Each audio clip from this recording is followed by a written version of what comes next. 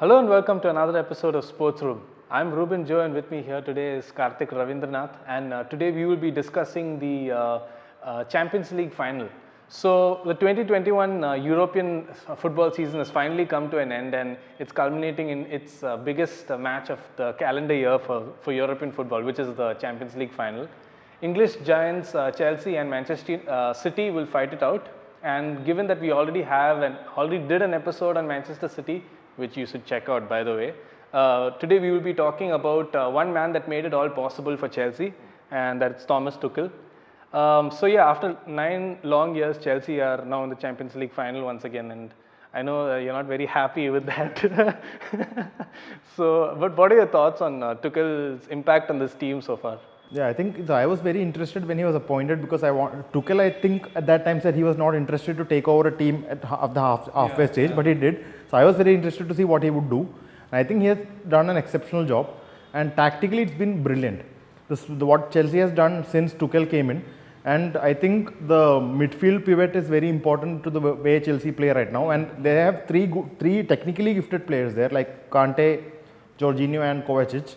So, I think the way he has used the squad that was available to him, which was a very a very good squad to be fair. A lot of depth. Yeah, a lot of depth. So I think the way that he has used the squad has been very good, and the tactical switch has been brilliant. In the Premier League, you really need that. Like, just look at the way he was able to beat City.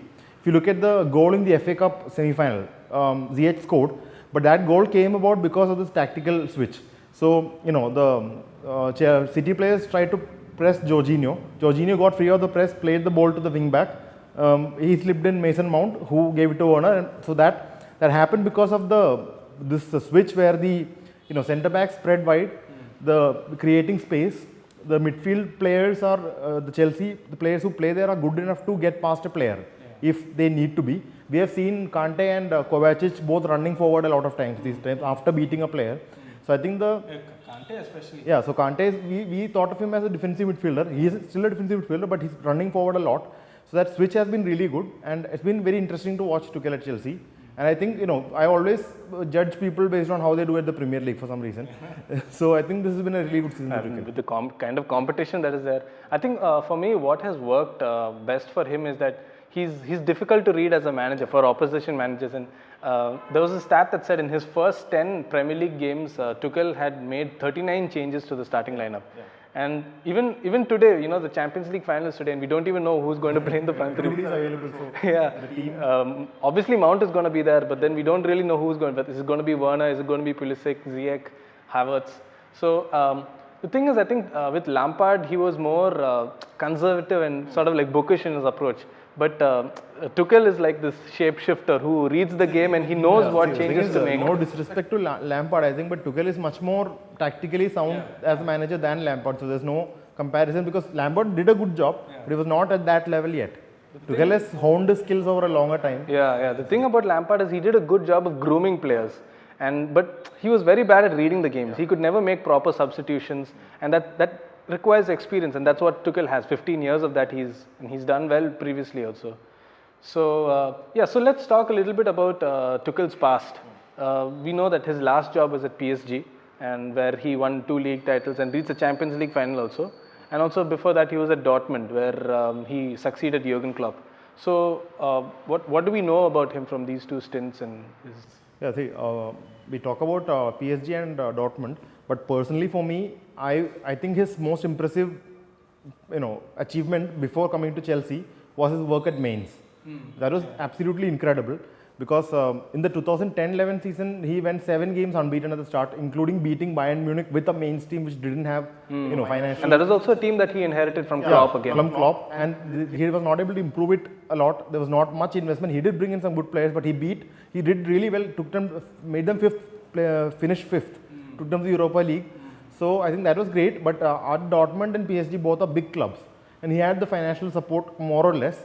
But the thing is, I think he is a perfectionist. So he became more, as situations improve, he became more demanding. Yeah. So he wants very specific things, and if the management does not deliver it, he has been critical of them openly. So I think for me, he did the Dortmund and PSG teams under him, for the most part, were delightful to watch. exceptional. Like Dortmund, especially when he started the game. I mean, even though he took over from Klopp, who's also a very interesting manager, the game under Tuchel was really exciting to watch. But I think Dortmund, he won only one trophy, which I think he maybe, that could be a criticism of him. And PSG also, even though he won 4 trophies in his second season, missing out on the Champions League was a big blow to his managerial CV, because at that point he was ready to win the Champions League as a manager. It was the right time for him to win the Champions League. Yeah. But do you feel that that Chelsea's primary reason of signing Tuchel was probably to get Havertz and Werner to start firing again, and also to see the best of someone like Christian Pulisic who had played, who came through under him? Yeah. The thing is, I think that would definitely make sense. I don't know, you never know what Roman Abramovich is thinking, but the thing is, Werner is Havertz is a big investment for Chelsea. Werner is also an investment. Both of them are young. So if they stay at the club for like 5-10 years, they could be huge players for the club. So it makes sense to bring in someone who would help them, and Pulisic also. And also there are other players in the squad who benefited massively from Tuchel's coming in. So I think definitely his profile as a coach fit the players that Chelsea had. So I think it was a very good piece of business by Chelsea. It's not something that happens often with regards to managers. Making use of rotating the squad also effectively. So I think Werner has already improved, even though he's not scored a lot of goals. He has been used very effectively by by Tuchel. So even Havertz has improved a lot. Yeah, so Havertz has improved, but I think Havertz will see the best of him next season. Yeah. So how would you compare Tuchel to Klopp, the other big German manager who has been so successful in the Premier League? Counter-pressing manager, Gegenpress. So the thing is, I think because of the similarity in their, the pressing style, people tend to think that they're similar managers, but I don't think they're similar. There's difference in their philosophy, because I think Tuchel is more based on a slightly more possession-based game than, and whereas Klopp is more of a counter-attacking manager. But I think, interestingly, I think that is you could argue that Klopp has been, without argument actually, Klopp has been more successful in terms of trophies than Tuchel. I think the reason for that is that Klopp's philosophy is easier to implement. It's easier for players to understand the instructions and execute them, whereas Tuchel will take time to build the squad, and because of his problems with the management, he's never given that much time. So that's the problem. So I think if Chelsea gives him time, I think we'll see a really great manager. Yeah, so talking about Tuchel's future at Chelsea, what do we expect now? You said that if he's given time, he could excel and all, but are there any key signings, anything that you're... I think first of all, I'm not clear on how much Chelsea can spend this season because of spending last season. But I think the thing is, with Tuchel, he has proved that he can do a great job without money also. At Mainz, he did that. But after that, when he comes to Dortmund, PSG, and now Chelsea, their expectations are much higher. Style of football has to be at a certain level. So he needs very specific kind of players to do that. It's kind of similar to Pep in that way, but it's different. As in I'm saying the fact that he needs a specific kind of players right now to meet expectations as well as the style. That's interesting. So I think Chelsea will need to improve, but I think Tuchel has been very efficient in moving out players also. If there are players in the squad that he is sure he's not going to use, he has been very efficient in the past in moving them out.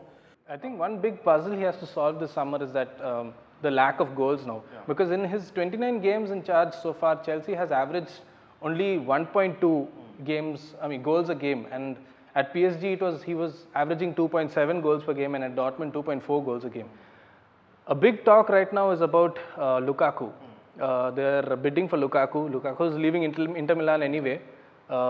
They could sign Lukaku as a center forward, and that would make a huge difference, because Lukaku is not just a finisher now, he's also a person who's creating goals and all that. So yeah, that would be an interesting summer. Let's see how he goes, what he does in the transfer market.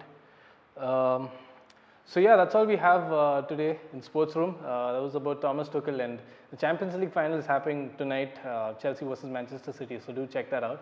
Hope you enjoyed this episode. Let us know what you think. Share your feedback maybe in the comments section. So yeah, until next time.